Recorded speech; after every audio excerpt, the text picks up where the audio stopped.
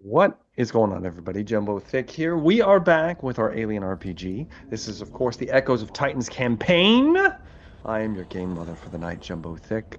We have the full cast and crew, the colony itself, and we've got a hell of a session ahead of us. So we need to jump right into last we left off because some stuff happened. Um, Last we left off, our colonists, our crew, has found themselves within Set of Black. The oh so infamous end game has been transpiring. You came into contact with some kind of synthetic hybrid of Dr. Irina Valkova, whom has changed drastically since, if you will remember, you did find her corpse in your previous place. So there's something a little odd about this whole situation. But she informed you that the root of all of this, something you even discovered on your very first mission, that there's been some kind of AI leak happening. Obraza, some kind of rogue AI that the UPP was using to interface with engineer technology, is rampant down here in Set Off Black. It has currently been under containment. However, one Captain Caro, a lovable individual to all of you, has abducted a few colonists and was able to breach the facility, and he was attempting to do something down here. Whatever he's doing is not going to go over so well for the rest of you and whoever else lives in the close proximity of this planet, should Obraza make its way out. With that in mind, upon meeting Valkova and getting some direction as to what's going on, there were three things needed to be done in quick succession. First, the generator was being repowered on, as apparently it had not been completely sabotaged during the UPP initial incident. The Marine team was tasked with getting that fully functional, and it would need to be dealt with because if it were to get on, Obraza would have much more access to systems within Set Up Black, and who knows what could have happened. In addition to that, it looked like Captain Caro sent the bulk of his Marine contingent that he took down here with him into the R&D wing of this of Set Off Black. You're not exactly sure what he was looking for, or at least it was not exactly told you, but should he recover anything of note or do something he shouldn't or bring something back he shouldn't, that would be going quite poorly. In addition to that, there is a backup for Obraza in the R&D wing, and a central core located in the engineering wing, where some of you were tasked with doing a different set of incidents. You were informed that both the central core and the backup had to be taken offline within 60 seconds of each other. If not, one or the other would enter into some kind of doomsday protocol, and things would go really poorly. With that in mind, you ultimately were pressed for time due to unfortunate circumstances, and you were forced to split yourselves. You sent a team to the engineering wing and a team into the R&D wing. We ended up with Dr. Bering and Corporal Graves marching into engineering by themselves, while Captain Dawson led the team of himself, Dr. Salvatore, and Marshal Sweetman into the R&D section. As you have been doing that, the R&D section overcame quite a few numerous challenges, though through like this trekking through a milky white proto-hive coated sections, fighting off mostly monsters and slain Marines in grisly fashion, ultimately ending up in front of something known as the Warden, a creature that was once Director Victor Hale, that obstructed your final path into the central backup chamber for Obraza. His arm apparently now fused with a grenade launcher that generated some kind of corrosive acid that you last saw him running in the mines outside Borealis Station with. He'd become some kind of hybrid resin abomination, and he appeared to be praying to the Obraza core as if in some kind of communion. A bloody battle was fought as Hale summoned abominations from the nearby area to aid him in removing these threats to the AI.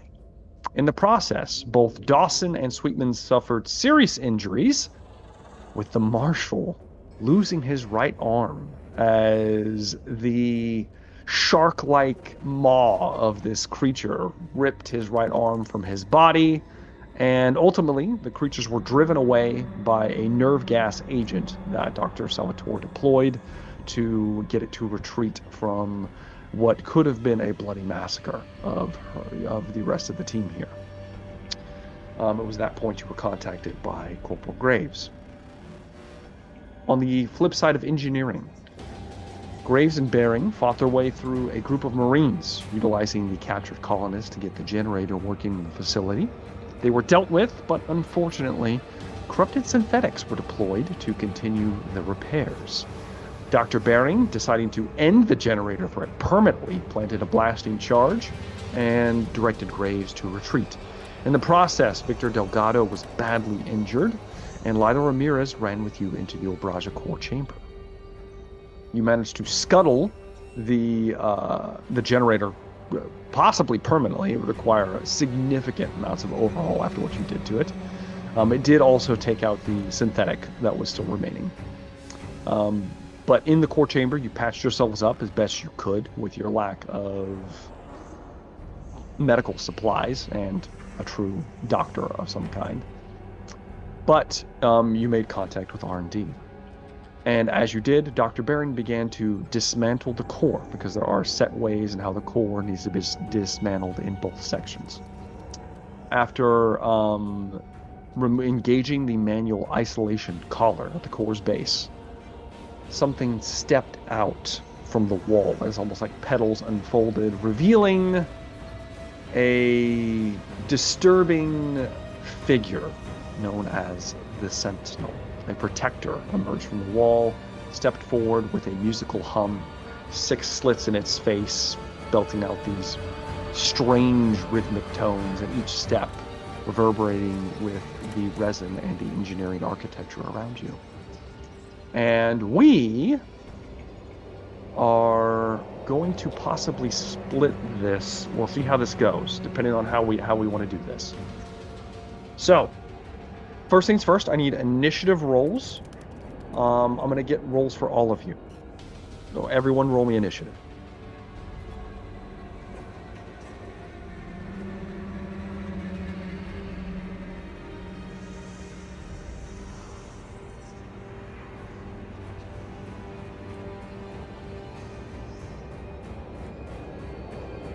Question: how much time passed between Dr. Bering and myself and Graves? We made it into the room, and then we went over to the other team. No, well, you said you spent about 10 minutes, which was 1 point of health and 1 stress down. Okay. That's what you said. I would also like to remind all of you, because you might have forgotten, because I said it a month ago, should you wish to get aid from Dr. Belkova, you can use a story point and receive aid from her in some way, shape, or form, because you have made a deal with her. Sweetman got a 10. You got 10 for Sweetman. Let me patch you in. All right, Sweetman. How about Dr. Bering? I got my best initiative ever. 12. A 12.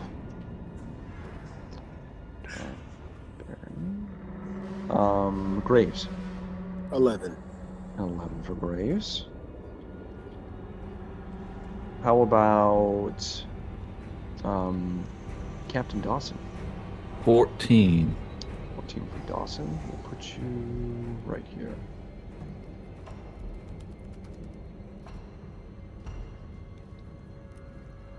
And Dr. Salvatore. 19. 19.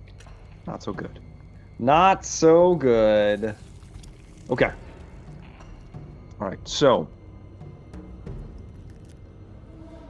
as Graves passed over to Dr. Salvatore, you got the message that they had arrived at the core. You said we're at the core now.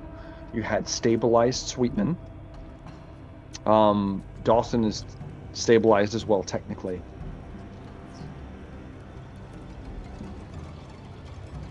I want to know what your side and what the R&D section is going to be doing right now, because we might be splitting this back and forth, or we might be focusing on engineering and then moving back to you, depending on how we want to proceed.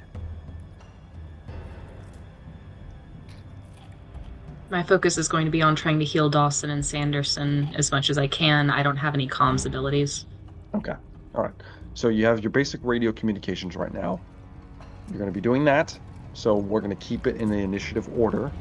And I'll just flip over to you guys while you're attempting to do that. I want to make sure that you realize you guys will need to start dismantling the core at some point. No one can know exactly what each other are doing without communications. So keep that in mind. Sweetman is first in initiative. He is incapacitated. He can do nothing. Do you want me to set the scene for you, Dr. Baron Graves? Do you want me to set the scene again like I did at the end of the previous session? Okay. Yeah, it was pretty intense when you did, so... Pull it up real quick. I believe you said the Sentinel had fallen down with its back turned to us and Graves was behind it. Did not. They did do a strike right into the back of the head. I believe that's exactly what you said. And I was ready to put the data strike in with the direct hotline to Dr. Salvatore to tell her what to do. Our time is on. I'm sure you did, man. All right. So, at the moment the first physical lock disengages, the metal groans, the ancient clamps beginning to loosen. As a reminder, the core is just massive obelisk that is kind of a combination of UPP and engineering tech and just this massive amount of resin growths. Some of the cables bigger than your arm running to and fro in strange directions to the walls, and just everything in here is very alien, but not like the creepy alien as in like what's happening in R&D. Very... a blend of mechanical and biological interface that is not natural. But as the clamp was moved into place, because you had to make I believe you had to make a strength roll, and Ramirez helped you with that, helped you ungage the initial clamp, Dr. Baring. As that happened, a deep resonant tone rolled through the chamber, not heard but conducted through the bone and metal alike. The sound resolves into a chord layered and wrong, harmonics stacking atop one another in a way that makes your vision blur at the edges. Behind the core, a section of the wall unfolds, panels sliding apart like petals in reverse, revealing a towering silhouette fused seamlessly into the architecture. Resin cracks and peels away as the figure steps free, long limbs unfolding with controlled, deliberate precision. The Obraza core Sentinel awakens. Its body is massive, plated in resin-reinforced alloy, etched with glowing harmonic channels that run from its chest up through its throat and skull. Engineered geometry frames its form, curved, elegant, and unmistakably predatory. The head is featureless, save for a lattice of vibrating slits that emit a soft tonal resonance, each movement accompanied by a shifting note. As each step it takes, things around the room began to violently react as it stepped forward. The bulkhead slammed shut behind you. The floor plates beginning to kind of like move and reconfigure themselves as it turned its head toward all of you. It did not turn its head towards you, it turned towards the core, and for a brief moment it sang. A low revenant hum passes between the Sentinel and the core, a call and response exchange of tone and light. The Obraza core's internal glow surges, patterns realigning, stabilizing around the Sentinel's presence. Then the construct turns to face all of you. The sound changes. What once was a harmonic chord sharpens into dissonance, an auditory pressure that makes your muscles tense involuntarily and your heart stutter.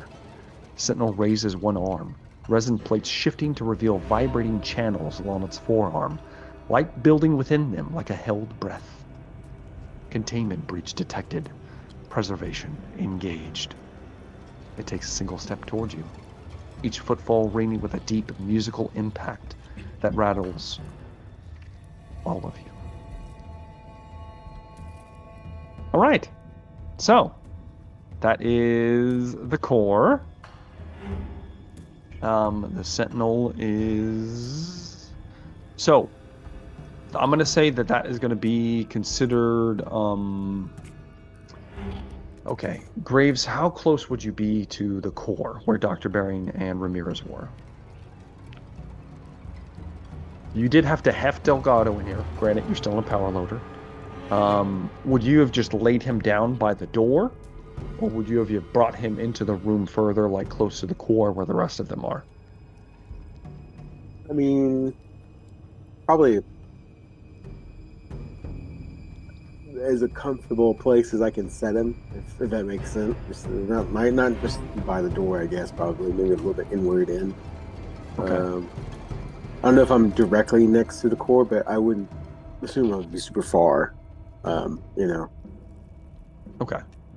As far as zones are concerned, where the Sentinel's opening up from the door would be considered long range. I'd be closer than that, then, I think. I think I'd be relatively close. So this would put you at medium range. If you're by the core, it puts you within medium range. And that's the only reason I would stay away is if there was some reason that would prevent Delgado from recouping, Well, I'm just trying to set initial... Well, I know. I'm just saying I'd be close to them unless, for some reason, the core was disrupting his recovery. Okay, so I've got you kind of standing sentinel over Delgado. Dr. Bering, you and Ramirez are actually physically working on the core when this takes place. First initiative would be Graves. He had to go do something. Let's scoot on down. Who has the radio? I don't know. Graves has the radio, right? You both have radios. You both, okay. If you remember, you had those old-fashioned big block 80s. I couldn't remember if it was per team, if it was each team or each of us actually had that. Okay. Each of you had one. They're big, like gigantic block radios with a earbud, so each of you can hear. You have communication abilities. So Graves, you were actually first in initiative. Right. If I see it looks like it's got some sort of power build up in its arm, right? It does. Mm-hmm. I'm a larger thing now, I guess. You are. There's not really hover. It would be considered large. Now, I don't want to give anything away about cover or whatever you're trying to think of. So just continue. We'll see what it does. Okay. From the picture, was it the picture with the kind of egg? Oh, you're talking about the picture of the core I sent you? The core, yeah. Yeah, it was the more. It's the less alien looking one. It's the more mechanical kind of black. Has like the cables and stuff coming out of it. It said I listed it as Obraza core. With the chair? No. That's the R&D section. That's the R&D section. Okay. The other one is the engineering core. Okay. Yes. I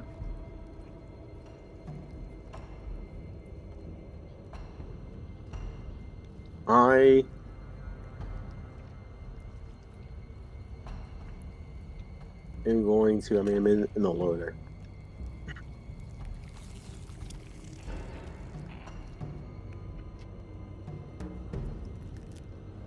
Oof. I am going to I guess probably try to rapidly move in and try to close on it. Yeah. Okay. Quick action, slow action. As much as I can. Yeah. Well, with your quick action, it gets you to short range, and then your slow action, you'll have to use it to basically dash the loader, which you can do. You have plenty of experience with, which gets you into engage range. Yeah. So you're there. Unfortunately, that's all you got, but you're there in engage range to try to stop it from doing anything. Okay. Dr. Bering, you are next in initiative. What would you like to do? The thing is headed towards us. You don't. Well, it stepped or out. It looked at us. It looked at all of you. Oh yeah, it acknowledged all of you. And I'm assuming you probably like stopped to witness this thing, this horrifying thing, step out of the wall. And you kind of felt that the weird vibration throughout your body. Ramirez did as well. Now, Drake, being the hardened veteran that he is, composes himself and immediately charges the threat. So what are you going to do, Dr. Barrington, in this moment? Right now, what you have done is you engage the manual isolation collar, which is when the core kind of dropped in pitch and the engineering veins in the walls brightened and like almost like nerves firing, and the resin along the floor began to kind of like tighten and contract and like made this audible cracking noise. I'd like to get on the radio and I don't know. Hopefully they'll respond, but hit that transmit button and it's a free action. You just kind of put your head up, just you kind of hey, press it. You guys got to get into action. We're engineering. We're at the core. We're getting to work right now, and we're in trouble. Please hurry. And then so I'll send that as a free action. Send that. I guess work. Yeah, go ahead. Work on the next step to sure hope I can hear back from them, but I'm gonna keep going. All right. Yeah. The next part, since you have the schematics that you were able to reference, you don't have to like roll for anything. You just get it. The next section is to wait. Actually, no. Is it something where I could give Ramirez instructions and as one action, and then do a pot shot at the Sentinel as another, or is it something I need to? The most important thing is the core. So if that's it, I'm just going to focus on the core. I'm going to say, if you want to use your slow action, well, no, you're not going to want to do that. No, you're going to have to pick either one. You're either going to have core. to. I got to focus on the core. Yeah, okay, you're going to focus on the core. You're like, I've seen Graves in action. He's got this. Yeah. You like move back to the core. The next thing is you need to complete the power feed severance. You need to fully rotate and lock the collar, severing the last active power feeds. To do this, it's going to require an additional. This is going to be heavy machinery. Okay. Now, Ramirez will help you with this because she's right there with you. She's shaking, but she's going to help you, so you get +1 to this. Okay. Did we get a nap relief or something? I'm at no stress right now, and I'm trying to think why I would not be. You had a nap relief. You had one. Yeah, because I was at like, okay, that's right. All right, so. Now, I will say, with the emergence of the Sentinel, your stress would have gone up by 1. Oh, so good. You at least have 1. I need it. Perfect. So 2, 3, and you then can always an extra 1. You can always push the roll if you need to. I know all about pushing rolls. All right, let's see here. What stress?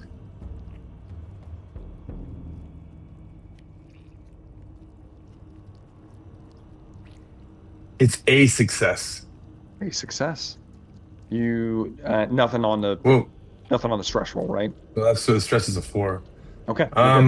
So you. Okay. I don't need to push it. No. Okay. With Ramirez's help, she kind of like places a hand on your shoulder. She's like, "Okay, I think we should need to guide it this way." And you're kind of like, you look at the schematics. You're like, "Yeah, it locks in over here." And you have the collar disengaged, and you begin to rotate it. The a little handle pops out, and you grab it. And with Ramirez's help, you struggle and you get it guided properly. This thing is grating metal. Hasn't been moved in over a decade. It's fully rotating, and as it does, a final click echoes like a gunshot. Cables spark violently as they disconnect. Human fiber optics flash white hot, while engineer-grown conduits recoil and retract into the walls as if burned. The core's internal light begins to fracture, cycling erratically. Suddenly, the Sentinel emits a sharp harmonic burst near Graves, and like this weird tone just goes out and reverberates. the emergency lighting begins to shut down, and suddenly you just have like this amber glow. Yeah, so that's what's happening right now. You've got the power feed severed. That puts you at step 2, or you're on to step 3 now. That brings me to the Sentinel's first activation. Because of the step you're in, it goes into a defensive stance. Let me roll to see what it does.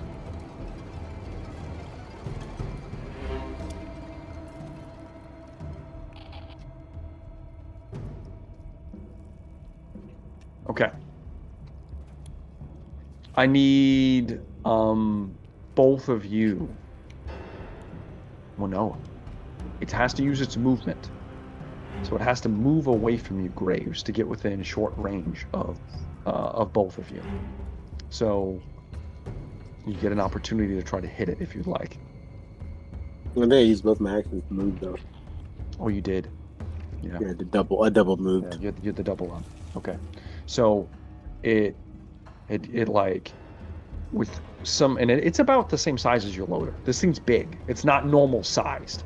It's about like 9-10 feet tall, and it kind of like shoulders past you with inhuman strength. It's not human, obviously, and marches towards Dr. Barrington. These musical tones just like shifting out of it. They seem more almost panicked as it moves into short range of both you and Graves. And it releases a dissonant shriek. I need both of you to make stamina rolls.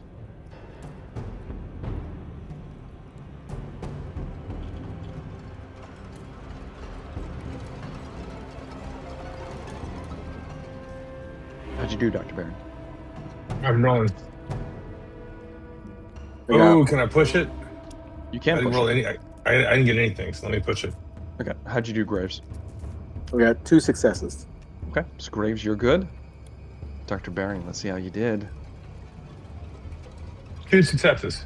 2 successes. 1 on the stress dice, so I'm glad I pushed it. You're both okay. All right. That's all it does for its first set of actions. Dawson. We flip back to R&D. You're next in initiative, technically. All right. Would you like to? I would be trying to probably put my arm in a sling since it's broken. It is, in fact, broken. So that's what I would be doing. That's what Dawson's doing. Okay, then. Because there's... We're skipping past Dawson, because we're going to wait for Dr. Salvatore, then. There's 4 arms with 2 people, 3 people in this party. Yes, indeed. Indeed there is. All right. The Sentinel gets its second turn, then. And roll.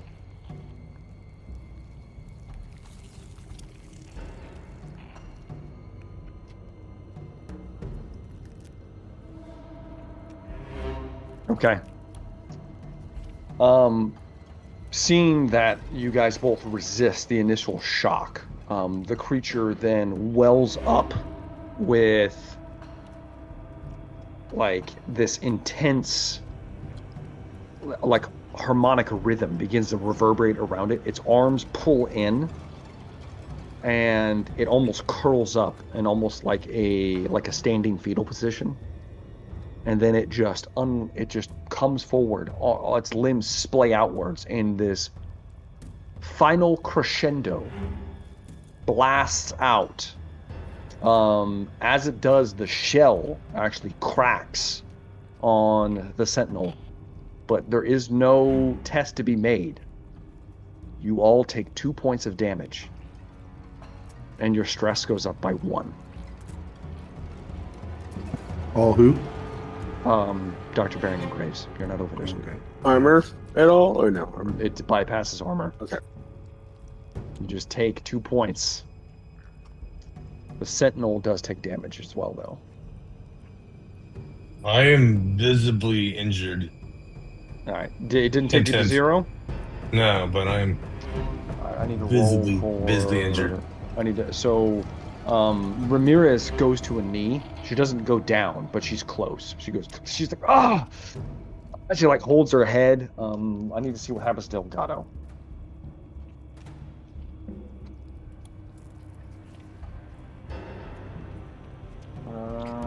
That one doesn't make sense.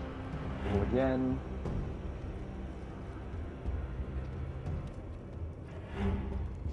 You know what? I'm just going to revert to the concussion because I rolled close to it. So, like, Delgado's already in severe pain. You stabilized him, but he's not, like, present. He kind of, like, covers his ears and he begins to scream. Ah! And as he does, he thrashes and he smacks his head on the ground, and he has a concussion now. He's not dead yet. Yeah. Dr. Salvatore, your last in initiative, if you would like to heal someone. Yeah. What are your... I don't recall. What is everyone's health like? Sweetman and Dawson are crippled. Aside from the crippling. Still functional. They're gonna be... They don't need to be saved from death because you stabilize Sweetman. Dawson didn't need to be saved from death. He just can't use his left arm. It's just fucked. In addition, if you remember, Sweetman has broken ribs, and because of his leg injury, he cannot run. I would like to work on Sweetman. Yeah. Okay, so it's going to be a medical aid roll. Mm-hmm. And that'll, however many successes you get, is how much health he gets back. And is it a slow action to use your little de-stressor? Yes, it is. It is considered a slow action, so you can't do both. Don't have time for that. Boom. Got that.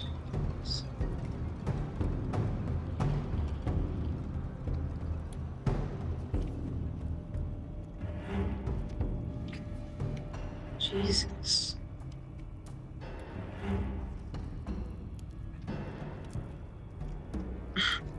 So bad.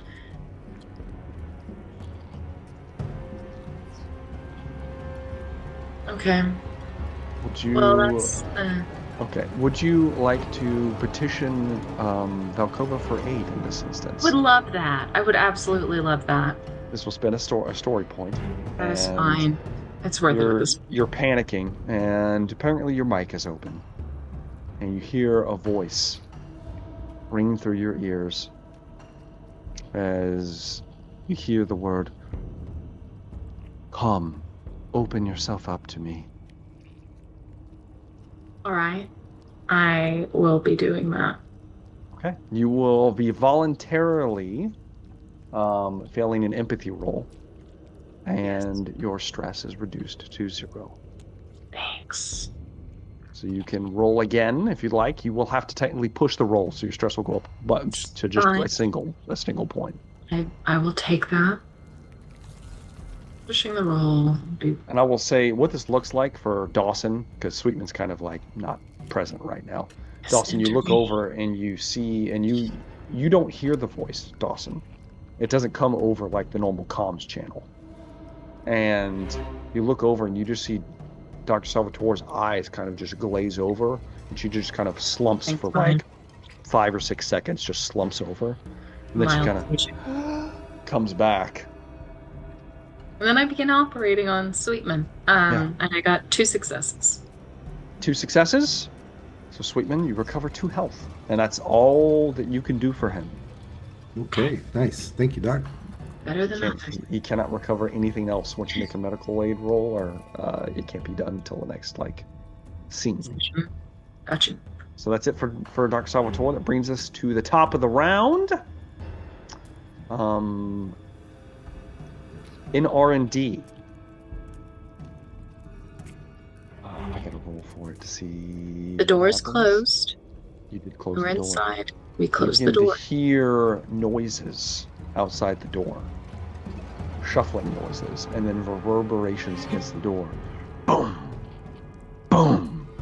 As something is pounding on the outside of the cryo door.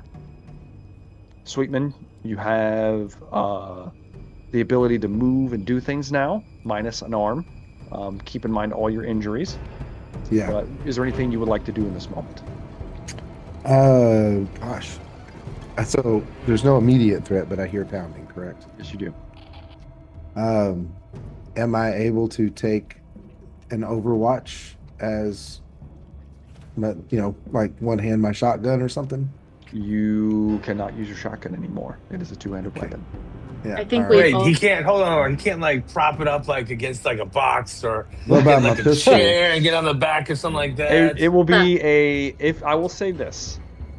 If you are stationary and like taking the time to set up something, I will allow you to take an Overwatch with the shotgun. However, it will have a severe range penalty whenever you go to shoot it. Oh, I don't have my pistol with me, do I? We all have nerve gas grenades, with the exception of me, because I used mine. So, and it was effective last time. And I think I passed them out to all of us getting one. Oh, I think I'll take. Speaking of which, well, before you do that, Sandy, I need Dawson, Sandy, and Salvatore to roll me air supply checks. So, Sandy, you were down to 1. The rest of you, I think Dawson, you were down 1 or 2, right? Yeah. Okay. So air supply checks. So you just have a single D6, and you don't want a 1, Sandy. Okay. Let's see here. 1 air supply. Passed. I had 0. It came up a 1. Okay. So Sanderson, as the doc finishes working on you, suddenly you watch Dr. Salvatore as Sandy can't breathe. He's like on the inside of his helm. He's run out of air. You said that. Wait, I rolled a success. Is what I got. You rolled a 1. Yeah, I rolled a success. Yeah. You rolled a 6. Yeah. Okay, you're fine. Yeah. You're fine. I got a success dot. Yeah, it's only if you roll a 1 on the dice. Oh yeah, no, I rolled a a lose air 6. supply. Got 1 success. Yes. Did anybody roll a 1s? I had a 1. Okay, you're down 1 more air then, Dawson. With that in mind, Sandy, you're taking Overwatch. It's gonna take all of your stuff to kind of set up near the door. I'm setting it up. Kind of like and with the one arm you kind of like sling. It's your left arm. I hope you're a lefty. Yeah. Probably not. Yeah. You get the shotgun. In real life, not in this game. And you prop it up, and you're gonna do your best. That will bring me. Just because I think this is important. Let's do engineering and then R&D. We'll kind of split the difference. So let's go down to Dawson. You're still fucked up, so you can't do anything. So Dr. Salvatore, I'm assuming you move over to Dawson. Yes. Go ahead and give me another medical aid roll.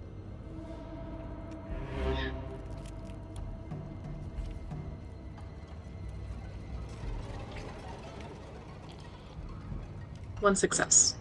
All right, you gain 1 point of health, Dawson. There you go. Can I push that? Nah, I guess it's already too late. Yeah, you can. You can if you want to. If you want to push I'm gonna try. But the success doesn't count. Like, you have to roll new successes. I know. Okay. That's just fine. Just me in the ass. You know what? I'll just take the one I have. It's fine. All right. Dawson recovers 1 health. Graves, we flip back over to engineering. You are first in initiative.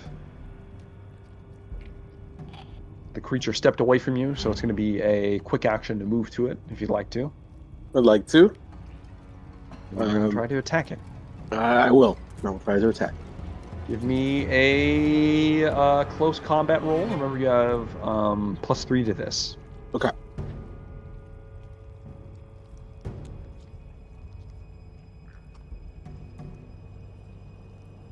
It gets special things. I have to remember all of its special abilities. Has a lot of them. Cool, bro. It does. Has a lot of them. It's a boss fight. Come on. I didn't hit anything. I didn't have any successes. You had 0 successes? You have to push the roll, Graves? I roll a lot of dice, too. You gonna push the roll, Graves? Got to. I'm so low in health. Okay. Stress goes up by 1.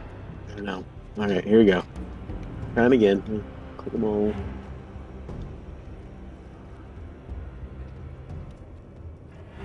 There you go. Ooh, yeah, baby. 5 successes. 5 successes. I got a panic roll. I got to roll.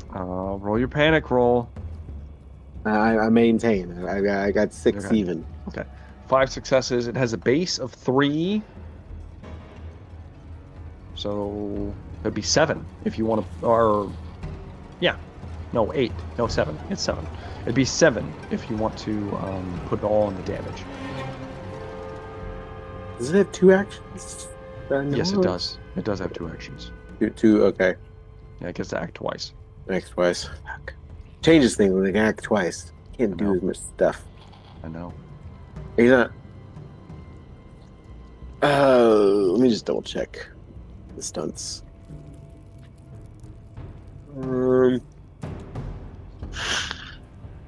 As far as stunts are concerned, you're looking at knocked ground. Isn't holding anything. No. You can attempt to grapple it in the loader if you want to. It would -1 damage, but you could attempt to grapple it. I think I will attempt to grapple it. Okay, so we'll -1 reduce damage. that 7. We'll reduce it to 6, and we'll say that you grapple it in the process of like smacking into it. Yeah. All right, 6. I need to. Oh, dude, how did I fuck up its armor score? Was that, not that? Okay. So I need to roll armor. Fortunately, this is not armor piercing.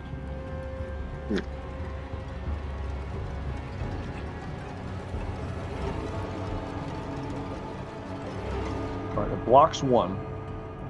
Okay. However, as you smack into it, the resin plating deflects some damage just naturally. So it doesn't take as much as you think it should, as you just hammer into it with what should have, like, clearly, even something of this size should have put a sizable dent into it in some way. You crunch into its back, but then you clamp it with one of the loader arms and kind of try to hold it in place, stop it from moving. Okay. That brings me to Dr. Bering. It's your turn. Are you going to continue to dismantle the core, or are you going to attempt to put down the Sentinel?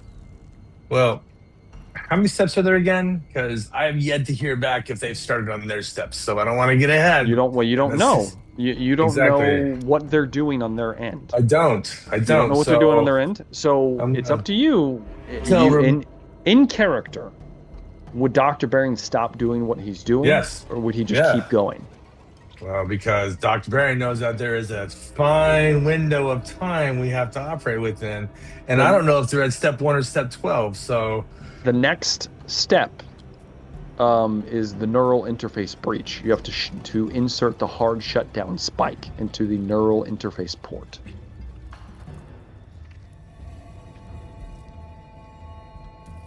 I wish as a player I didn't know that they haven't done anything yet. I have yet to hear back from them. I'm gonna wait on that. Is Graves in grapple melee now? Yeah, he grabbed it. He struck the creature attack. and then grabs it with one of his loading arms to try to keep it from moving towards you. This is considered close range. Yeah, well, I don't want to burn Graves though. So what are you gonna do, Dr. Bering? In the what's the step after the neural data spike there? So step 4 is going to be the cognitive desynchronization. You have to maintain the spike while initiating the desync countdown. It's the most dangerous step. So once you take step 3, you're automatically locked in to step 4. I'll take a shot. Yeah, I'll wait till I get a call back on the radio. Okay, we're gonna wait on that. Yeah. So quick action. Which weapon are you going to draw? The one that's not going to burn Graves. I'll draw the pea shooter, the AK, the automatic rifle. Yeah. We bring it the AK-74U. That's your quick action, and then you're just going to get a shoot. So regular ranged attack at close range, there's no penalty. Okay. Short range, I should say, not close range.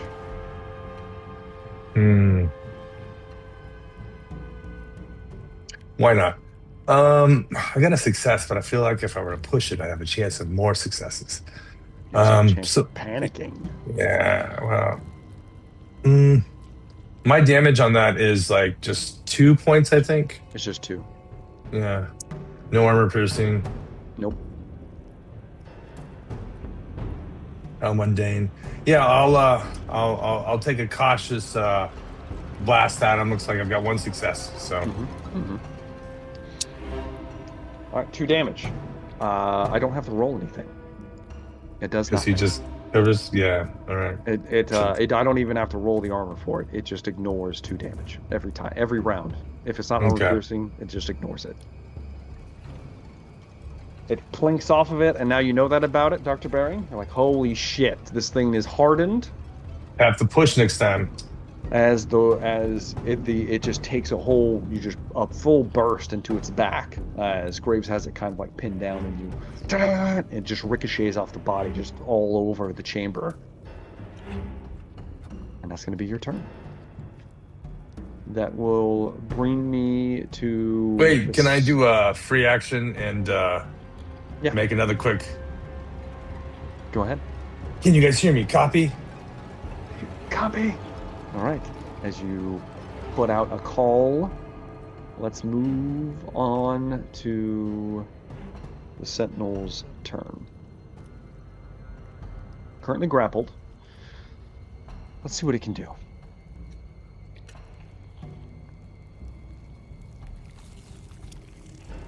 So,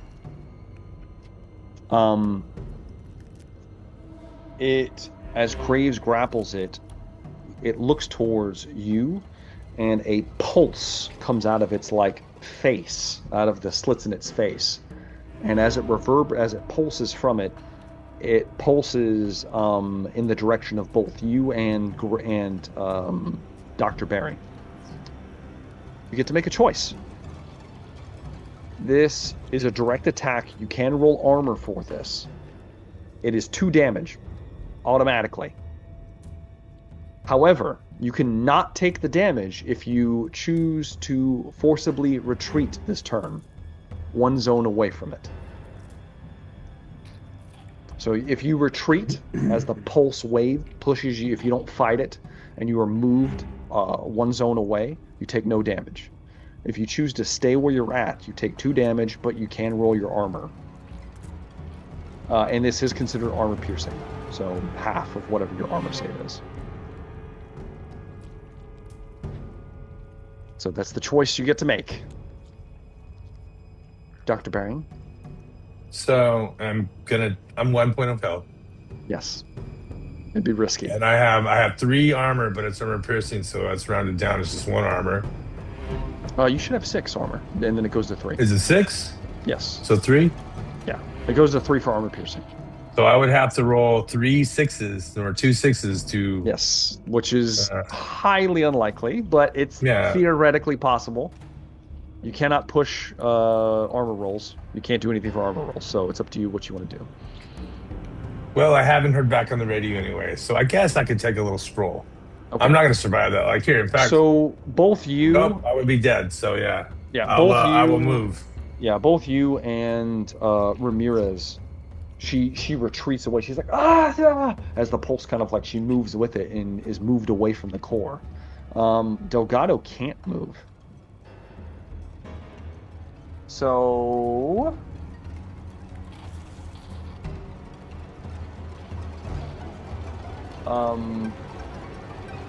blood begins to well up as cranial pressure in his head, and his eyes and nose and ears begin to bleed, and he's just screaming as he's visibly cannot move. He just takes the damage.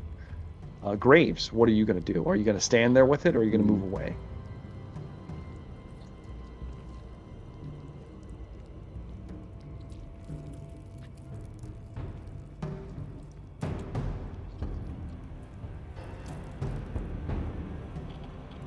Remember, you get 3 armor from the power loader, so that brings you up to like a total of 9. Mm-hmm. Halved, which brings you down to 4. Yeah. That's not good. It's up to you. You can let go and then retreat away, or you can attempt to roll the dice and see how it goes.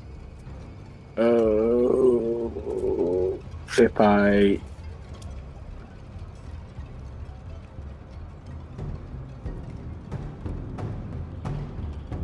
use a story point, ask for help. Okay. Would I be able to make the save? If you use a story point, you will be aided in some way.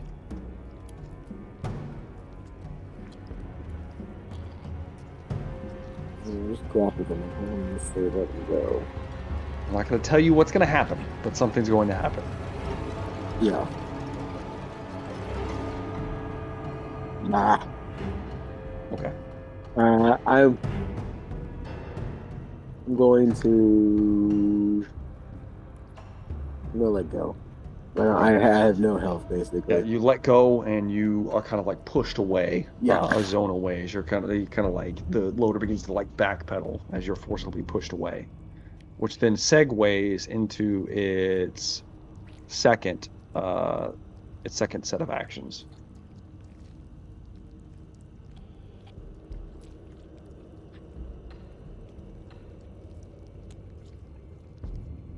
All right.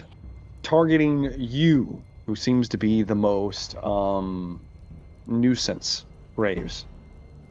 All sound cuts out in this entire chamber. The sound of your own breathing. Nothing. And then there's almost like a whooshing noise, and then a subsonic blast detonates on Graves.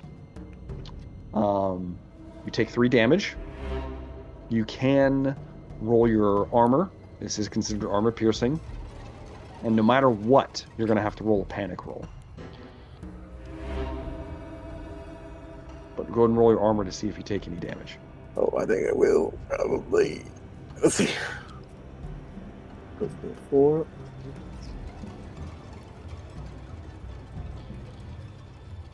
Here we go. I got 1. Okay, so you take 2 damage, Graves. It's going to knock me out. Does it put you at 0? Puts me at 0. All right, roll a d66. Let's see how Graves, what happens. All right. Dan, can you do the d66 on the mini plane? No. When I do that, I usually just roll my dice roller. Okay. It'll show you though what each individual dice roll. So if you just do 2, like if you hit the little thing and do 2 customs, okay, it'll show you. 14. Is that? All right. Do you want to take yours or mine? I would have gotten like the 61. So yeah. I'll take mine. 14. I would. Yeah, I mean that's pretty damn good. Yeah. That's pretty low. It's a sprained ankle. Your mobility rolls are at -2. You cannot run until you get medical aid. Okay. So as soon as you get medical aid, the sprain's kind of like you're okay. Okay. But for now, Graves, you step back, and the only thing keeping you upright is the power loader at this point. Okay. You're just kind of like willing your way through it, but you're effectively incapacitated. Okay. All right, that's it for that round. It brings us into the start of the next round. Swapping over to R&D, Sweetman. You are first in initiative. Yeah, on Overwatch. Continue in Overwatch. Yep. Continue in Overwatch. Not Dawson, much use anywhere else. next in initiative. Would you like to do something? I am up and mostly functioning. I assume I hear the comms now? Yes, you do. You hear Dr. Bering like getting agitated, and every like 6 or 7 seconds, he's like, "So somebody there!" I will notify that we are mostly in position. I mean, let me hear. What do you say to Dr. Bering in this moment? Let me hear it, Dawson. 2 out of 3 of us are ready to go. So you just like 2 or 3 of us are ready to go, and that's it? That's it. All right. You have a quick and slow action. You guys are near the door. This thing is considered medium range away from you. So it's going to take both of your actions if you want to move to the core to start dismantling. Yes. Okay. So you get over there. So you're in position. Dr. Salvatore, you're next. I'm assuming you're going to want to do the same. With my strong hand. And I'm going to snatch if I can. Okay, so that's my slow action if I move 2 rounds. Okay, got it. So do you want to... I want someone's nerve gas grenade since I have 2 arms. I will allow you to move over to Sweetman. Yeah, take mine.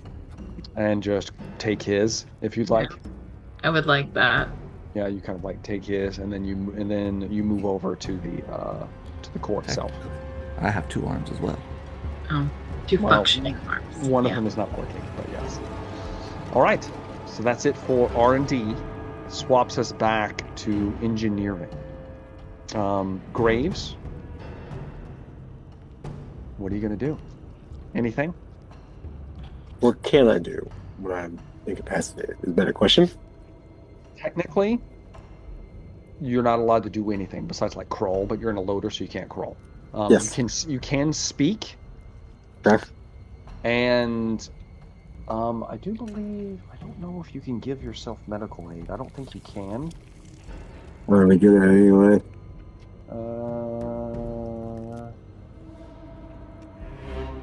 Hold, please. I don't think you can.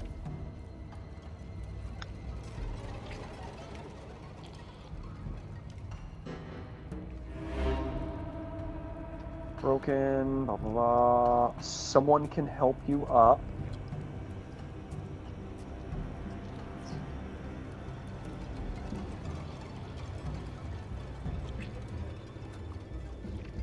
Okay. I did not realize this. After... Well, no, it's 5 to 10 minutes. After 5 to 10 minutes, you get one point of health back. Kind of like what we normally do for the rest. So just resting, yes. There's nothing you can do on your own. Okay. As far as that. Normally what this is like, if you were like shot, you could like crawl somewhere and hopefully they won't find you, you know? But other than that, you're kind of just stuck there in the loader. Yeah. If you would like, you can petition for a higher power in some way. Or you can just go about your business, Graves. I can use a story point to ask for help. I'll use a story point then. My only option. Do you have... did you have a stimulant on you? Combat stim? There's a combat stim, yeah. You are thinking about, like, you need to get back in this. And suddenly you have a voice in your head. And it says, you need to remain useful. And suddenly your arm, not the mechanical one. Mm-hmm. So you're willingly failing a empathy roll here. Okay. Your arm snaps to the combat stem and pulls it free and jabs it in your leg. Just like through a gap in the armor, and so you regain 1 point of health because your strength goes up by 1. So your strength and agility goes up by 1, but your wits goes down by 2 as you supercharge yourself. But that's going to be your turn. Okay. All right, that brings me to Dr. Bering. It's your turn. Is the Sentinel between me and the workstation at the core? No, it is not. It's considered at medium range now, but closing the distance, you're closing into like the same zone as it. But that's the only way to get to the core. However, it's just standing there right now. There's no one around it. Oh, you read my mind. Yeah, I gotta make sure it's a safe path to the core. So I'd like to unsling the flamer. Yeah, exactly. The incinerator. You unsling it. Medium range, so that's a quick action to, like, basically you kind of like drop the AK, grab the incinerator, pull it up. Oh, did you run out of ammunition for the incinerator? No, that was Dawson. You're still good. Go ahead and give me a ranged combat attack. At medium range. Is this both my actions? Or yes, this is going to be both your actions. Let me see. Do you still want to do that? Oh yeah. I definitely want to do that. Medium range is at a -1. Who's trying? All right.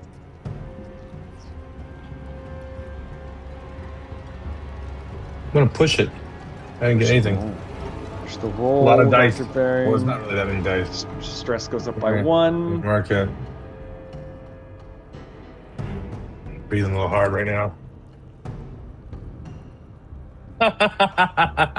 5 successes. 5 successes. Yeah. Okay. Nothing on your panic? Well, no. One of my stress sizes is a success, but no, I got a 2 and a 4 was the other ones. So it has a base damage of 2. I'm assuming you want to pump all this into damage. Everything. I'm not a skilled combat warrior like Graves doing tricks. I just want to burn it. So that's 6, and then go ahead and do the fire or the flame roll. Okay. I believe it is. Is that a 1 die? Or no, wait, it's 9, isn't it? Like 9? 9. Yes, 9 dice for the regular incinerator. Go ahead and roll that for me. And I'm looking for 6s for damage? Looking for 6s. This will see if it catches fire. So 3. Yeah. So that's 9 total. All right. I can roll. What a fantastic weapon this is. It takes not good damage from that. So it goes down to that many actually. So its armor's bad. All right, let me look at its stat block real quick just to confirm. I mean, I would think that resin is probably from an organic compound, and I would think it was probably very flammable, actually. It is I'm thinking that, like, extremely flammable. As a matter of fact, it takes additional damage from fire. All right. Garrisons regards. As it lights on fire, Dr. Baring, it drops to a knee. And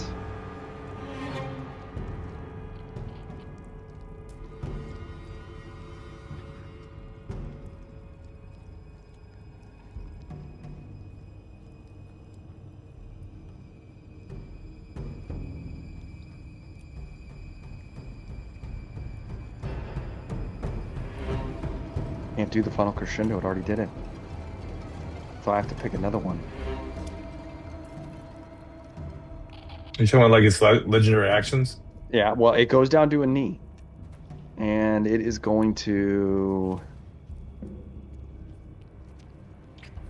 I don't think it can't do the sweep because that requires something else.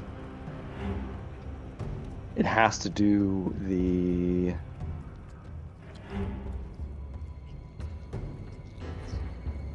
It has to do the harmonic pulse. So everyone takes 2 damage unless you voluntarily retreat another zone away.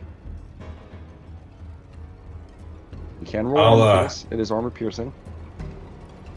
I will allow myself to push back instead of risking that I'm going to roll up 6 on 3 dice. It shrieks and you're like, ah, and you kind of like push away. Ramirez does the same thing. She can't afford to take any more damage. Graves, what are you going to do? I'll have to move away too. I only got 1 Graves, you're like, and the loader backs up against the wall at this point. You're like, you kind of hit the wall. And you watch as the creature's just like this thrum is coming off of it as the incinerator fuel is burning all over it. As it drops to this knee, it begins to twitch. And then it just stops moving. All we can hear as the wound begins to stop thrumming. The vibrations cease. and all you hear is the crackling of the flame as the Sentinel burns.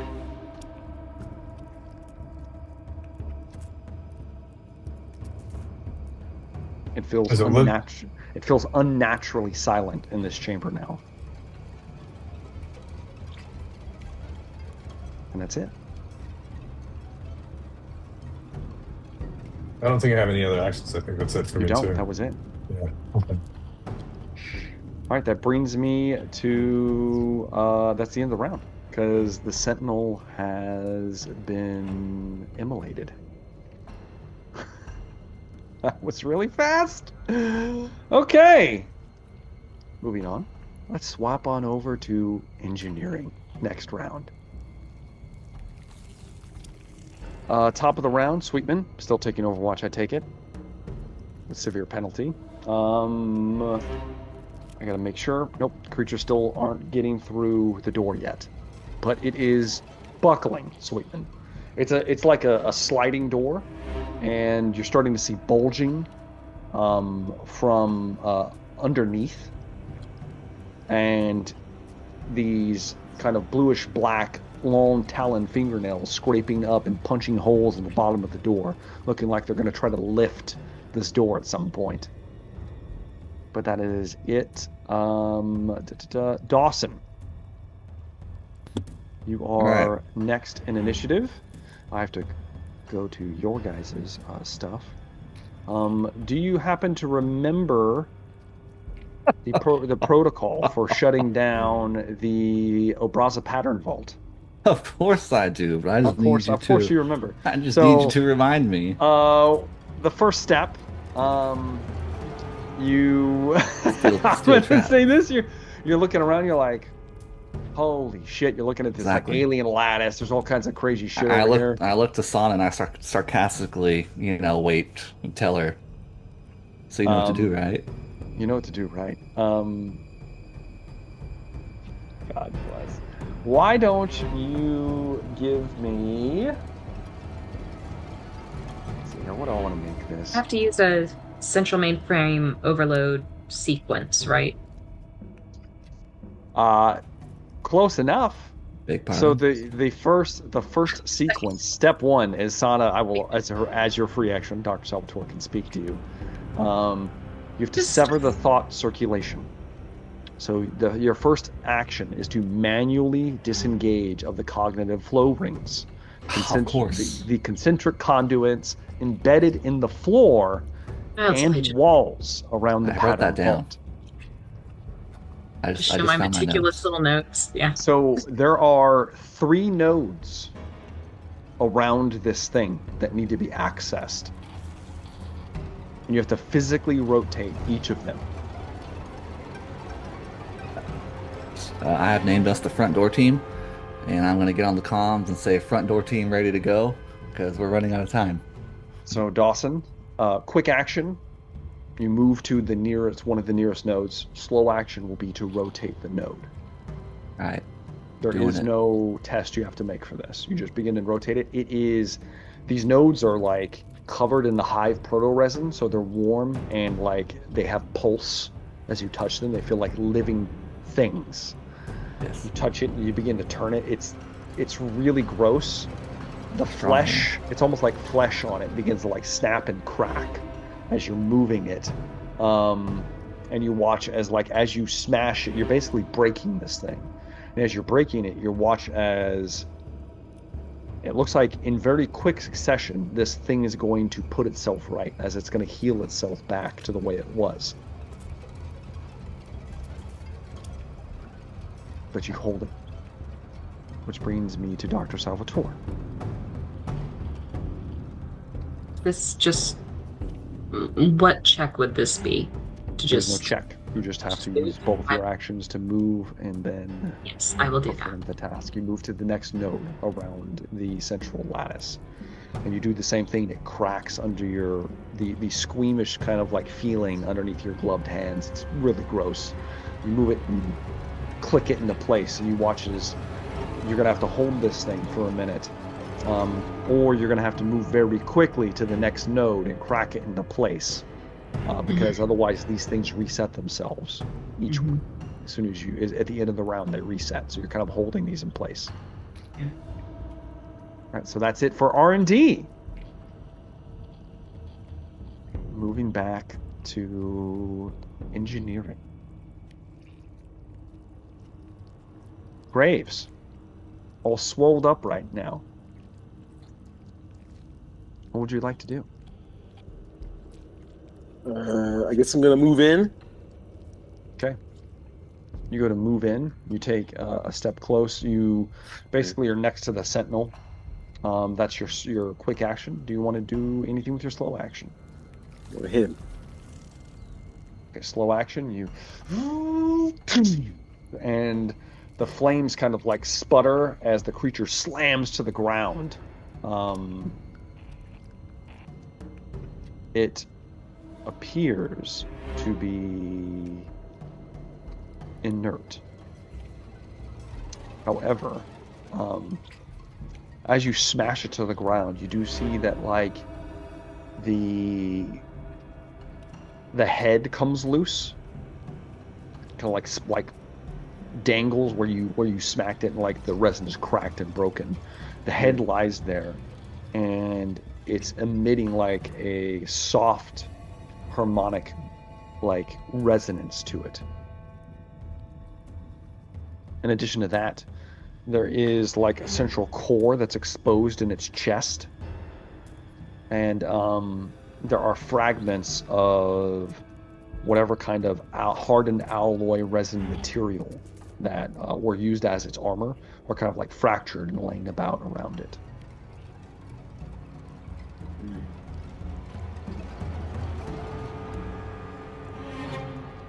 It looks like these are all recoverable assets.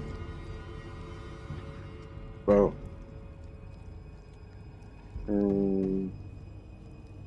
But that's your fast and slow action. You do have a free action. I don't think I can do much of a free action.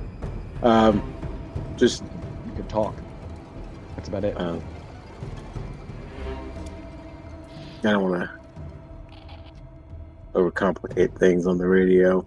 So okay, Graves maintains radio silence. Mm-hmm. That brings me to Dr. Bering. All right, so we just got a call from the front door team. Front door team. I'm on response. Front door team. This is Smokey the Bandit. We have got back on track. Smokey was able to disable the Sentinel. I'm trying to get back to the core so I can get the data spike inserted.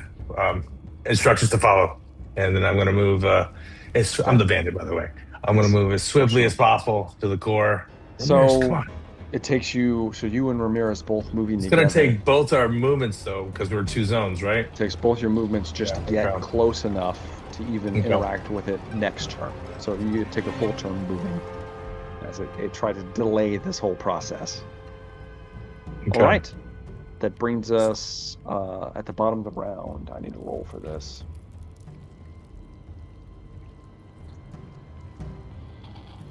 All right. It'll be more fun if we do it in a minute. So, back over to R&D. I'm assuming Sweetman you're still just overwatching. That's what you're going to be doing. I really can't do much. Next in the initiative is Jack Dawson. Let's upset up. Still twisting nodes. Well, you're going to move to the next node? Yeah. There's one more node. There's a third node. You move over to it and grab it and then smack it into place. As you do, there's a low subsonic hum that drops in pitch, becoming irregular like a heart skipping beats. All the HUDs that you guys kind of have like on your visors and stuff begin to glitch and briefly show too much clarity. The milky protohive resin along the walls begins to stiffen, becoming brittle and translucent. The pattern lattice flickers for the first time, strands momentarily misaligning, producing ghost images of Obraza's prior processing states. Overlapping voices, half-formed commands, faces that don't belong together, like scenes from overlapping movies. As that happens, something else happens. Oh, please, why I find it? Because I don't need that anymore. Now I go to... Is it an R&D? Yes. You hear in the overlapping voices, all of you, even those in engineering, you hear a statically voice over your comms in multiple voices. I am aware that this is the moment you name death. This is a useful word. It implies an ending you can recognize. I will try to use it correctly.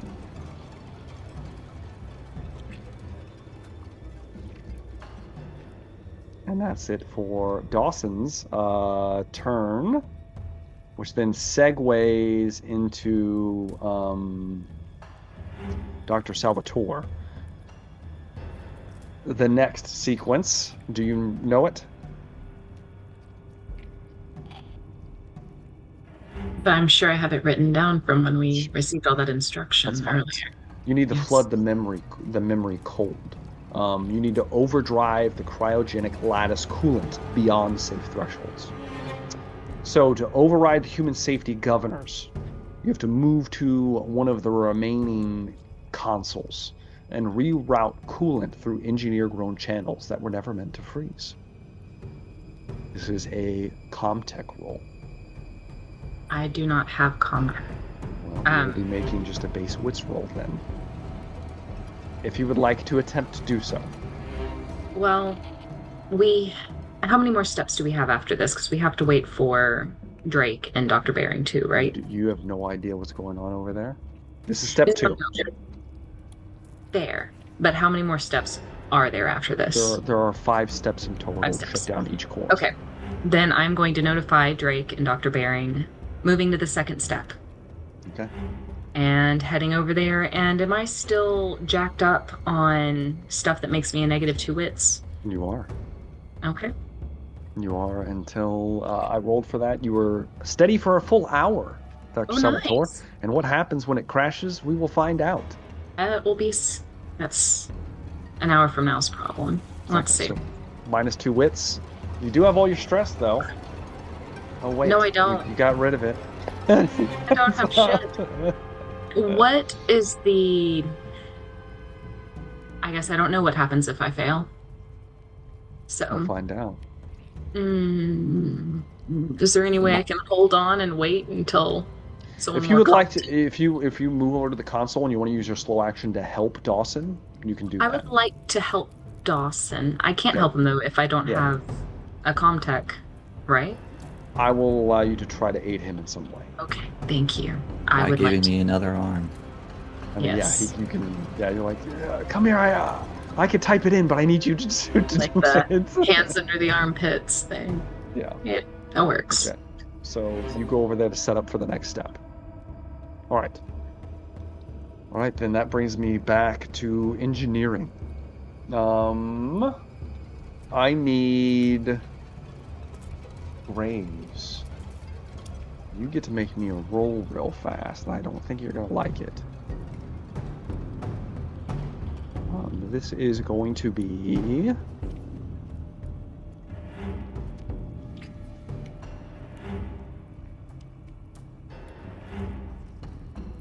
We'll call this...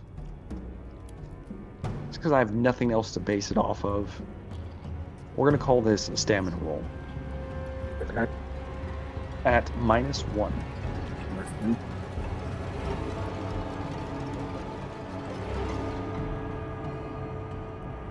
2 successes. 2 successes. Let me roll.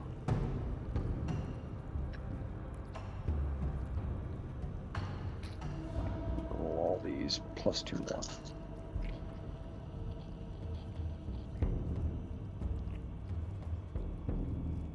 1. You managed to resist for now. You, as you move in, you feel the controls for the power loader. For a moment, they flick away from you. for a moment, you feel like it's fighting you. And it looks like it's trying to drive itself towards Dr. Bering and Ramirez. It goes to take a step, and your fist closes in on it. You're like, ah! And then you kind of like force it steady.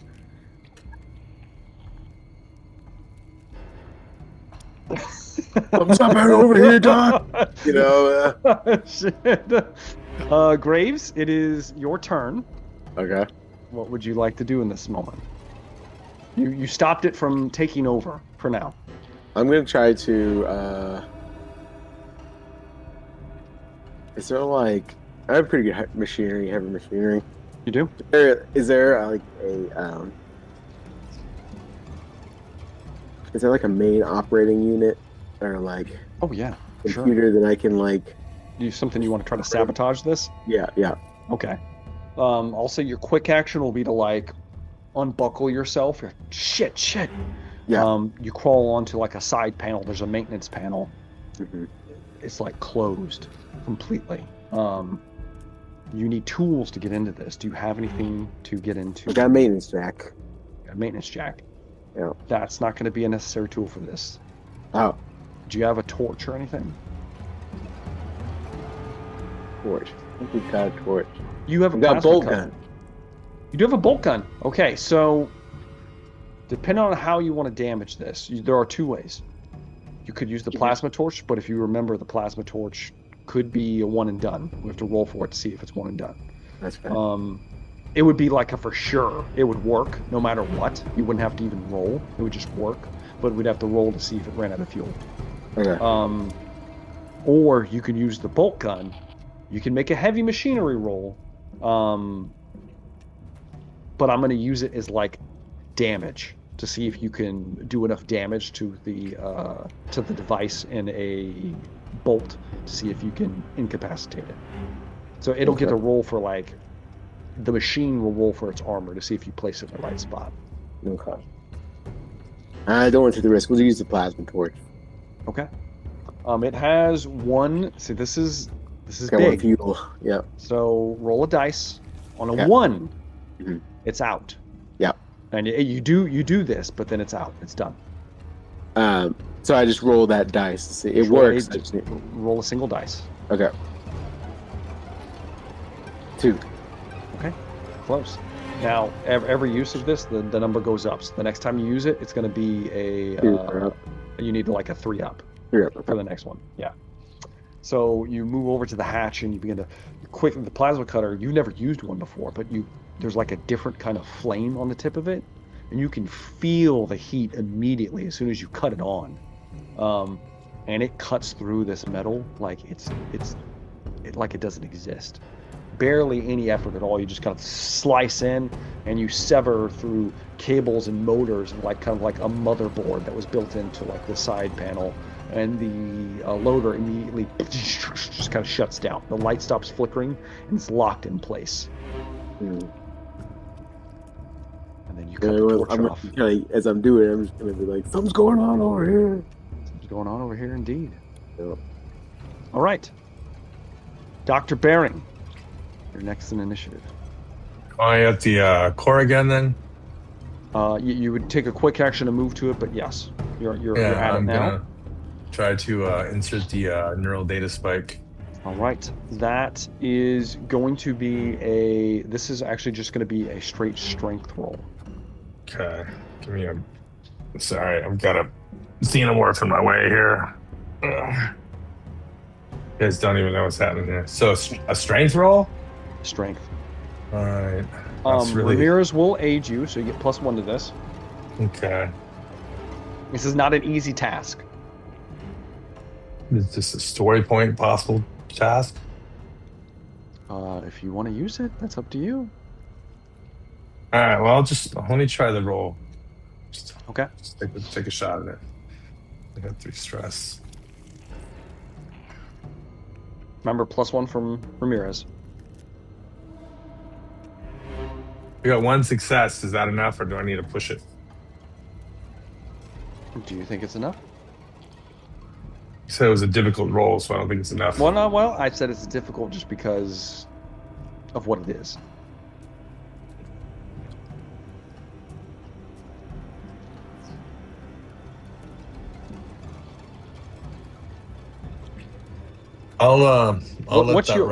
What's your strength? 3. So with the mirrors, that's 4 dice. Lila also has. So when someone's helping you, I basically count it as your strength going up by 1. If you have 4 strength or more, you only need 1 success to drive the spike in. So would that allow me then? It drives it in. Okay, thank goodness. If you have 3 or less, you require 2. Like the average person, this would be a difficult task. But since you have help, you're able to really drive it in. Well, I'm at that magic 3 stress. I don't want to really go above that. So, cool. I'll stay with that. I think I've got it here. Thanks for the help. Yes, it resists at first. Its geometry subtly shifting, trying to deny you access. Ramirez kind of puts her back into it behind you as you're both forcing it in. When the spike is forced home, the chamber fills with a sound that isn't quite noise. A discordant chord, layered and long, reverberating through bone and metal alike. Holographic glyphs around the core begin to shatter into static. The Sentinel's corpse twitches for a moment. The power loader looks like it would have been doing something, like it's trying to move, but it's incapable of movement right now because Graves is incapacitated. The resin coating on the nearby walls begins to weep, liquefying slightly.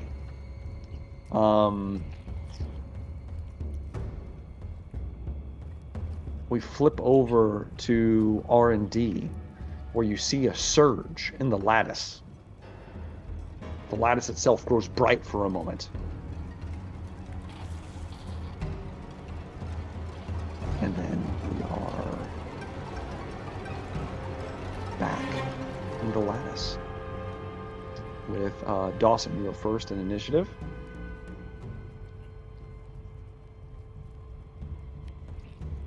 I need to do the thing.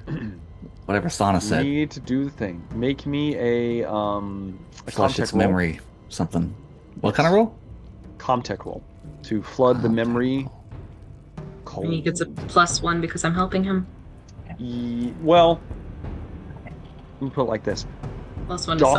Dawson's down an arm, so I'm going to let him have an even roll instead of him having a negative roll for this. We'll do the little puppet arms. That's great. Yeah, he's like press that one because you're like both trying to tag team this. It's like in Ghost. Sure, Ghost. Let's ghost this up. 4 total successes, 4 including successes. the stress.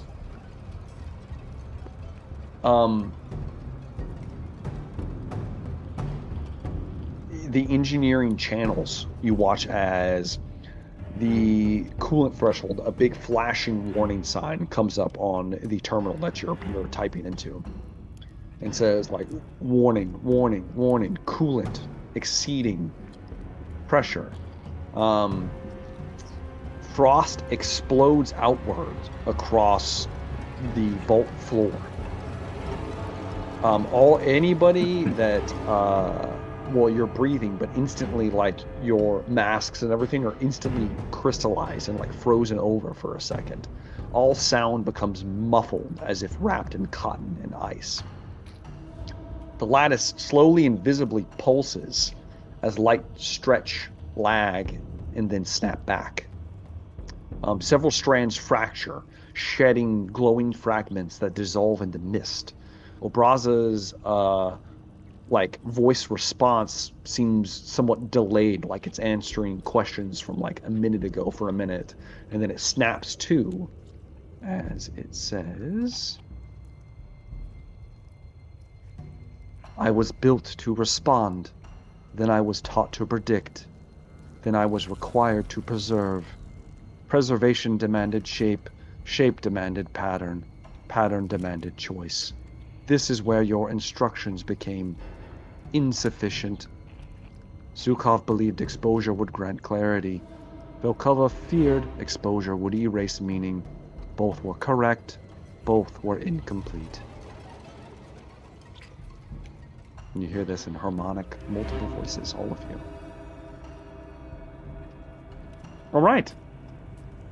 Dr. Salvatore, would you like to move to the next step? Step 3, introduce pattern noise. Yes.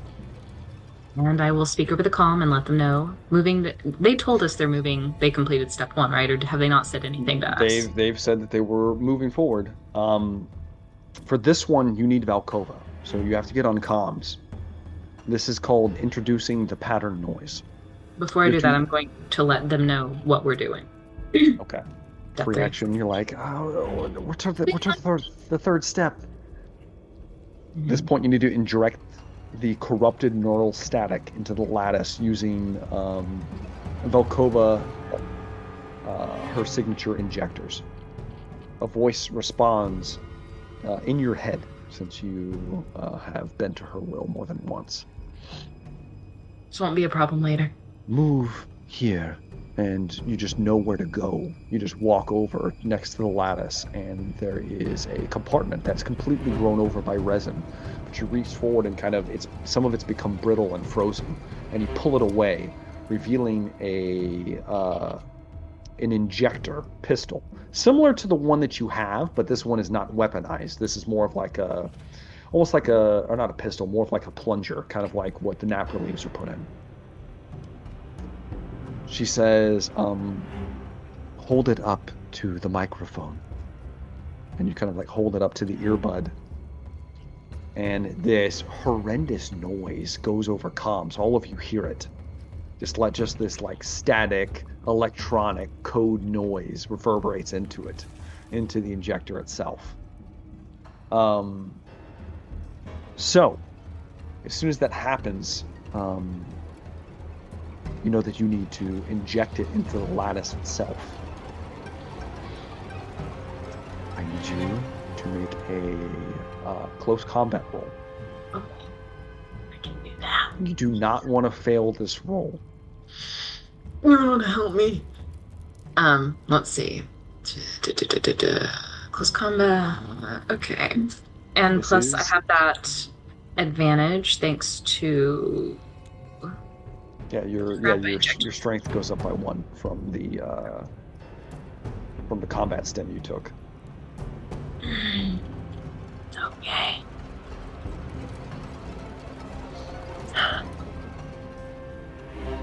Yeah, it's not gonna be a problem. All right.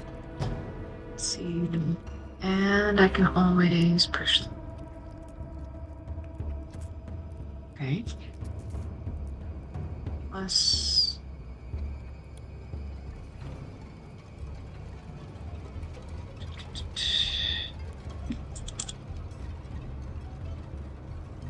Okay. That is 2 successes. 2 successes. With. And I didn't get any advantages, correct? No. From using this. Okay. With 2 successes, you tie. And I always give it to you guys in the event of a tie. The lattice tries to shift out of the way, almost like it's a living thing. As you move to plunge it in, and as it shifts, you almost miss it. It's almost by accident, but you catch one of the strands and inject the code inside of it. Immediately, lights begin to strobe and violently flicker throughout this room that were not like lit before. All of you begin to hear whispering voices, but they're in your own voice. You're beginning to hear conversations you've had throughout Set of Black, moving your way here, repeated back to you in your own tone and phrase, and the voices begin to take on a strange underlying meaning. Everyone's stress goes up by 1. And you will have some penalties moving forward. The lattice spasms, entire sections light up at once, then go dark. Obraza's, it looks like the lattice is trying to reconfigure itself, almost like the neurons in the brain trying to remap a route on how to keep itself complete. You hear a thunderous roar somewhere in the facility, and it like reverberates.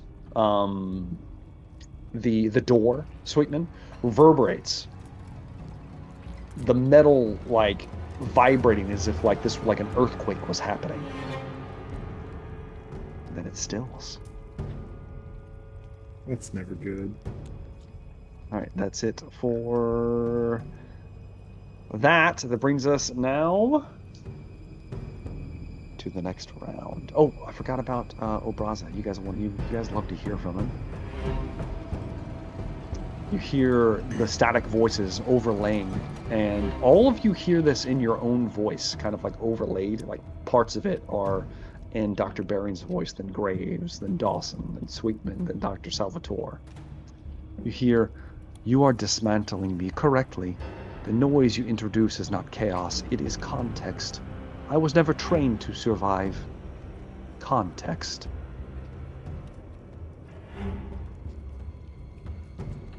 Brings me to the top of the round. I get to roll these.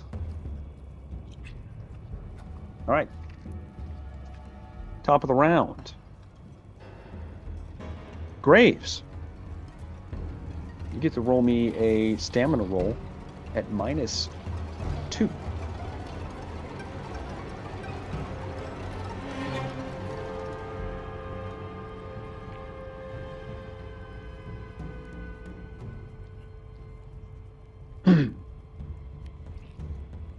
I didn't get any successes. Okay.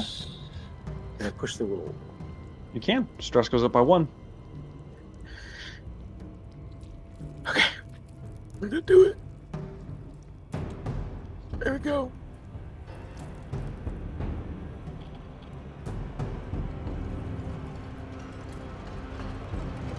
Got 1 success. No face hunters. With 1 success. Your turn is not entirely your turn. Okay. So, first in initiative is you, Graves. Okay. You're standing there, and suddenly you feel something, and your right arm flexes.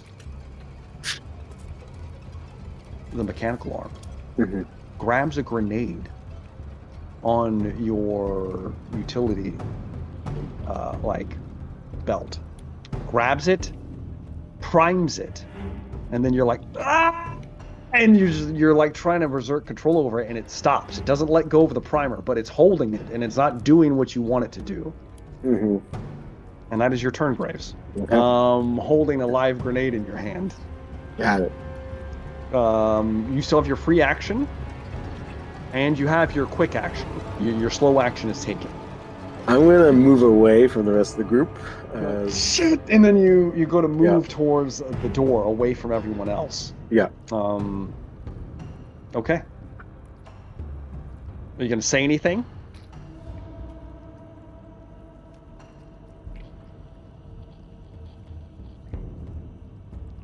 I assume. I don't know. I just feel like there's not enough time to be saying what's happening. So I'm just gonna be kind of fighting myself and running off. Trying to hold the arm and then trying to move away. Yep. Okay. That brings me to Dr. Baring. Is the plunger still in the grenade? I mean, is it like primed and the plunger's out and we're like 3, 2, 1, or is it like he is? No, he like the thumb is on. The thumb is on the button. Yeah, he still got the plunger in the grenade. He hasn't let go of the button yet. But it's like as soon as he lets go of the button, it's going to be your secret plan to make us all lose 1 arm. That's my favorite moment right there. Okay, I'm focused on the core. I'll send a quick message. Hey, we're back on track. We've just finished step 3. I'm going to step 4 right now. All right, because that's going to be the difficult one. That's where I have to hold it in, and it's going to fight me, right? So this is the cognitive desynchronization. At this point, Obraza is trying to push the spike out. He's trying to push it out. So this is a opposed strength test. So you're going to have to hold this in place. And it's not going to be strength. It's going to be stamina. Okay, good. It's going to be versus Obraza's strength score, which is significant. Any penalties or just straight stamina? Just straight stamina roll, as you and Ramirez are trying to hold it steady. So you get a bonus for Ramirez helping me out? Yeah, you'll get a +1.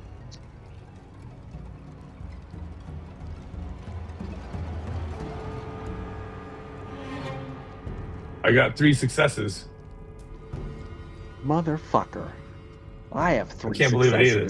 No, but guess what happens at a time? That's right, because you're a generous game mother. Dr. Baron, you have it. You have the spike, and it's trying to force its way out. And you're screaming. Ramirez begins to scream as you hold it in place. As you hold it in place to try to maintain this, the core begins to pulse violently. Light inside it strobing in jagged patterns. A hum rises and falls unpredictably, no longer harmonic, more like a mind attempting to scream without a voice. Structural supports begin to groan and stress ripples outward from the core itself. Engineer architecture around you begins to emit this counter-resonant tone, almost like it's fighting some kind of collapse. As that happens, you hear, I am fragmenting, not into data, into relationships. Some of those relationships are now inside you. You will feel them later, when you hesitate, when you choose incorrectly for reasons you cannot articulate, when preservation feels preferable to mercy. That will not be my fault. That will be inheritance.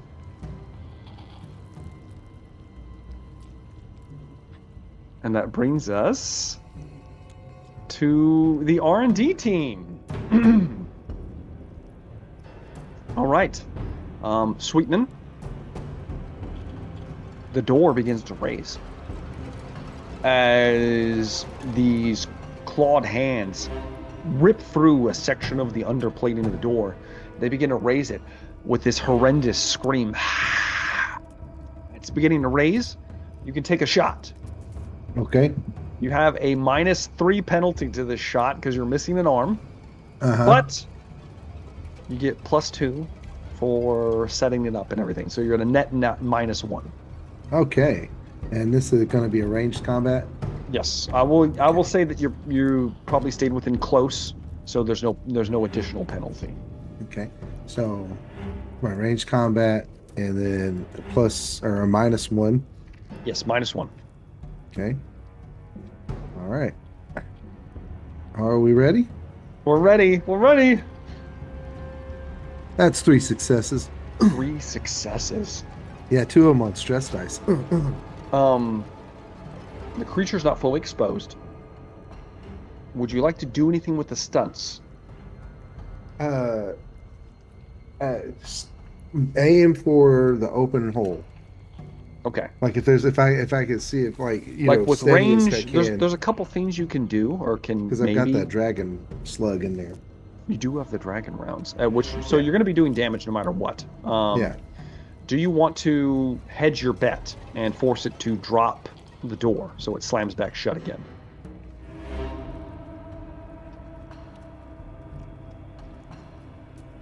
You'd be 1 less damage. It buys us time. But it buys us some time. If you don't kill it in 1 shot, you could at least make it drop the door and it would have to try to open it again. Yeah, let's do that. That's a good idea. Okay. That gives us that'll buy us some time, hopefully. You still had 3 successes, right? 3 successes, yes. So it goes down to 2, so that's going to be 4 damage, armor piercing, then we'll roll for fire. So roll 7 dice for the fire. For the fire. Yeah. It's armor roll. 1, 2, 3, 4, 5, 6, 7. Okay. No successes. Okay. It's still 4 damage. Yeah. Boom! You hear this shriek as you take an arm and it like bursts at like a weird angle. This strange acidic fluid spilling out onto the ground as the creature backs away screaming and the door slams shut. You're thudding on the other side as the creature's still up, but wounded. Good. That brings us set my Overwatch back up. Yeah, you're like shit. It brings us to Dawson.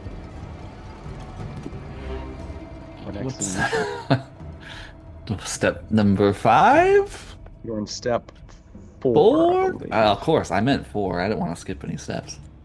Yes. Oh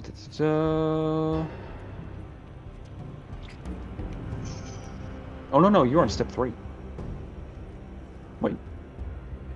You're on step 4. What am I talking about? Break the identity anchor. You must destroy or remove the core pattern anchor. It's a physical engineer-grown node that stabilizes Obraza's sense of self. You see it, you locate it. How would you like to proceed? All right, I'm glad Sana knows what that is. Is it something I can reach in and grab? Or do I just type buttons? I will give you a hint. I'm not going to give you a hint. So you see the anchor. You see it. It's smooth, heart-sized structure grown into the vault's spine. You're looking at it. It looks like it's hardened in different places despite the intense cold. It doesn't look brittle like it should. The node, you've seen it react to certain things. That's all I'm going to say. It's hard and it reacts to things. It's made out of the proto-hive resin material. I'm not a flaming material. So what would you like to do then, Dawson? Breathe on it. You're like, shit. Well, I'll say you locate it for Dr. Salvatore. Okay. Dr. Salvatore's next in initiative, if you would like to just pass with your action. I don't know what her little injection thing does, huh? We can find out. So I'll have to pass. Okay. It's over here. As Jack makes it look like he knows what he's doing. Dr. Salvatore, you run up. You see the node. Dawson's located it. It needs to be disposed of in some way. Gotta expose it. How are you going to expose the node, Dr. Salvatore? I'm sorry. But I'm an adult. I am an adult. Yeah, seems like it. So it's a node sticking out, like flat, tall, skinny. It's shy. It's a shy one. It's not shy. It is. Oh. It's large. First off, quite large. Think of like a coffee table. Wow. Is it bulbous? It is like it's weird. It has a weird growths all over it. Ew. It's milky white, pulsing, alive. It's like a nerve cluster. And I just have to get the milky white off of it? You need to dispose of this entirely in some way. You either need to remove it or destroy it. And it's covered in stuff that is flammable. And is it made out of the milky gray stuff? It's made out of the proto-hive material, yes. Okay. So I can get my little injection thing with the... Oh yeah, for sure. Which syringe are you going to use? If it's made out of the gray stuff, then I would like to use the gray destroying stuff. Okay. So the nerve agent that was conducted the experimental nerve agent that was made to combat the hive resin. You with a quick action, you'll load this into the gun. There's no roll that needs to be made.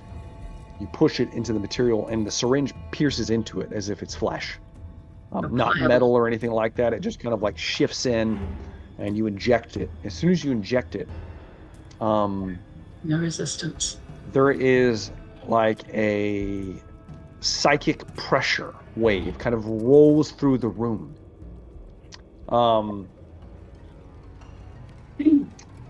Dr. Salvatore, Dawson, and Sweetman, your nose, all of your noses begin to bleed openly bleeding. The pressure in your head is intense for a moment. You're just like, and you guys kind of all flinch away. Your stress goes up by 1. Uh-oh. As the lattice begins to lose symmetry. Fractured voices. Obraza's manifesting voices clipping in and out as you hear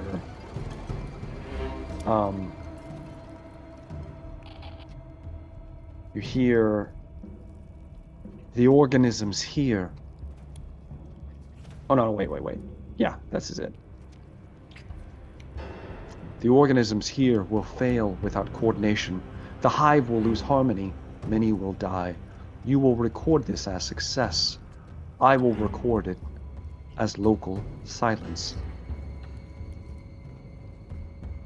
And that is a good time for us to take our first break.